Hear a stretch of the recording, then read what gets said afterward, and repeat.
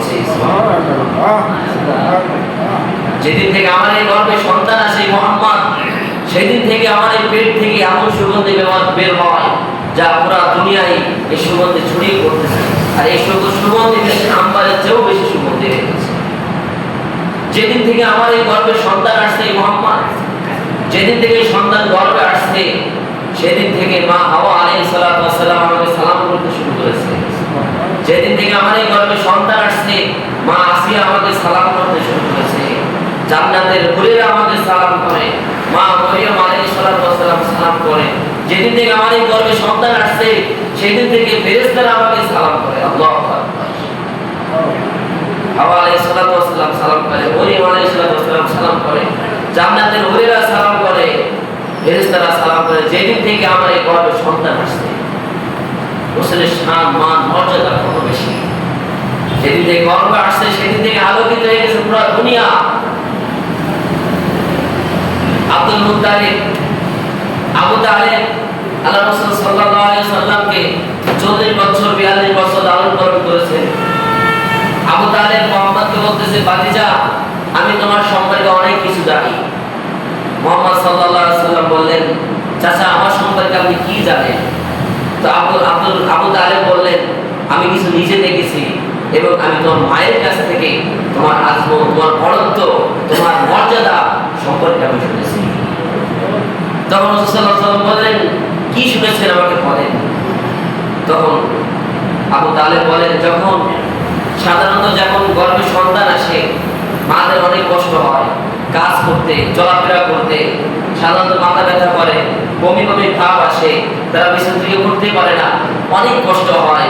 কিন্তু আমি দেখছি, তোর মায়ের কাছ থেকে শুনেছি, তুমি যখন তোর মায়ের গর্ভে আসছো, তোর মার নাকি কোনো কষ্ট হতো না, তোর মার নাকি কোনো কষ্ট হয় নাই, কাজ করতে কষ্ট হয় নাই, বমি বমি ভাব আসে নাই, অলসতা ভাব আসে নাই, তোর মায়ের নাকি কোনো কষ্ট হয় নাই। যখন মুহাম্মদ সাল্লাল্লাহু আলাইহি সাল্লাম আমিনার গর্ভে, তখন আমিনার কোনো কষ্ট হয় নাই। আরো শুনেছি, যখন গর্ভে সন্তান হয়, যখন ডেলিভারি হয়, তখন মাদের অনেক কষ্ট হয়, অনেক কষ্ট সহ্য করতে হয়। কিন্তু তোমার মায়ের কাছ থেকে আমি শুনেছি, তোমার মা আমাকে বলেছে, যখন তুমি জন্মগ্রহণ করেছো, তোমার মা নাকি কোনো কষ্ট হয় নাই, তোমার মা নাকি কোনো কিছুই বুঝতে পারে নাই। যখন মুহাম্মদ জন্মগ্রহণ করেছে, তার মা নাকি কোনো কিছু বুঝতে পারে নাই যে কি কষ্ট হলো। বলে, আর কি শুনেছেন? আবু তালেব বলেন, আরো শুনেছি, যে ঘরে সন্তান জন্মগ্রহণ করে, সেই ঘরটা দুর্গন্ধযুক্ত হয়ে যায়, সেই ঘরে যাওয়া যায় না, পচা গন্ধ বের হয়। কিন্তু যে ঘরে মুহাম্মদ, তুমি যে ঘরে জন্মগ্রহণ করেছো, সেই ঘরটা নাকি আম্বারের চেয়েও বেশি সুগন্ধি হয়ে গেছে। সুবহানাল্লাহ। আর কি শুনেছেন? আরো শুনেছি, যখন সন্তান জন্মগ্রহণ করে, তখন তার গায়ে ময়লা থাকে, তার গায়ে রক্ত থাকে, তার গায়ে পুঁজ থাকে, কিন্তু কে যেন তোর মায়ের পেট থেকে ক্লিন করে, সাফ করে তোমাকে বের করেছে।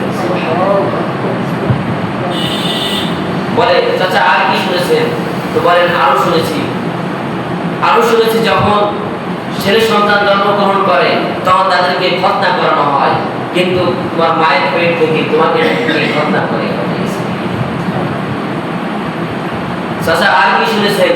তো আরো শুনেছি, যখন তোমার মা ঘর থেকে বের হয়, তখন নাকি রৌদ্র থাকলে, সে রৌদ্র নাকি মুহূর্তের ভিতরে মেঘ এসে এরা সবাই পরিণত হয়ে যায়।